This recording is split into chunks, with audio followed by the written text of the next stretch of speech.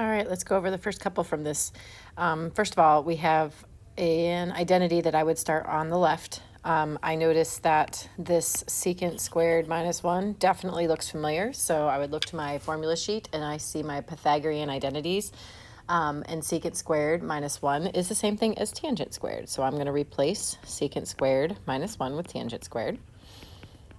And then now I'm going to think about, if you have trouble seeing what to do next, remember tangent squared is just tangent times tangent.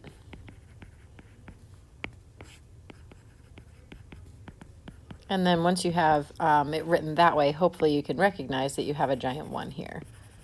And then when you take away that giant 1, you're just left with tangent on the left equals tangent on the right. And we have proven that identity. All right, next. Sine of x plus cosine of x squared equals 1 plus sine of 2x. So remember what sine of 2x is, okay? If you look at your formula sheet, that is just 2 sine of x times cosine of x. All right, so keep that in the back of your mind. This is like your little scratch area. I know that's what I'm shooting for. I'm shooting for 1 plus 2 sine of x times cosine of x. And if I can get that, then I'm in really good shape.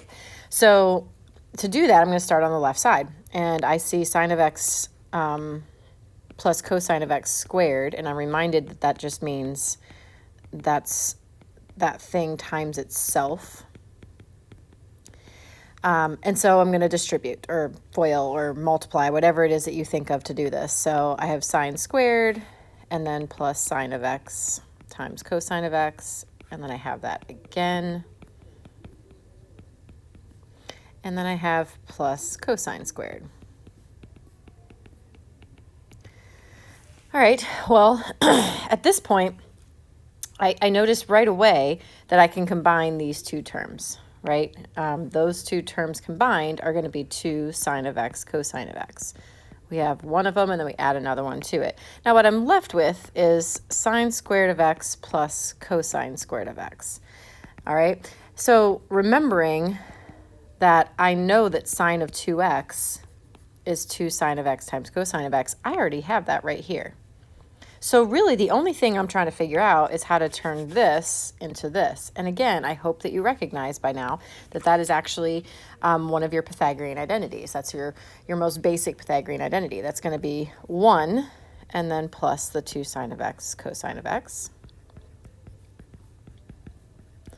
And then you can use the double angle identity to turn this into this. Again, looking at your double angle identities, you should be able to see that. So we would have 1 plus sine of 2x equals 1 plus sine of 2x. All right, and the last one for this video, we have cotangent over 1 plus cotangent squared. And so again, the question is, which side do you start on? I would again start on the left side because I see more complicated expressions there. Sine and cosine are kind of your least complicated types of expressions. So when I'm starting to see cotangent and cotangent squareds, I'm going to look to that as a possibility to simplify. So when I look at 1 plus cotangent squared, I'd like to think about, what I can change that into. And once again, using my Pythagorean identities, I notice that 1 plus cotangent squared is cosecant squared. Now, my old standby, change everything into sine and cosine, would be really helpful here because on the right side, I only have sines and cosines.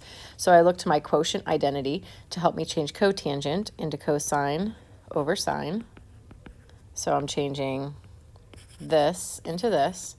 And then I'm going to divide that by cosecant squared, again, changing that into sines and cosines. So I use my reciprocal identity to change that into 1 over sine squared. Now at least we're kind of in the same language.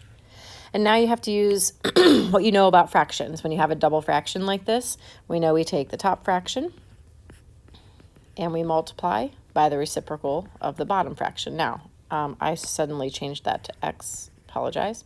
I'm going to write sine squared as just sine times sine, and that's not absolutely necessary, but it might be helpful here because then right away, hopefully you're starting to see where this is going. I've got a giant 1. And once I get rid of that giant 1, I've got cosine of theta times sine of theta, and that is exactly the same thing that I have on the right side.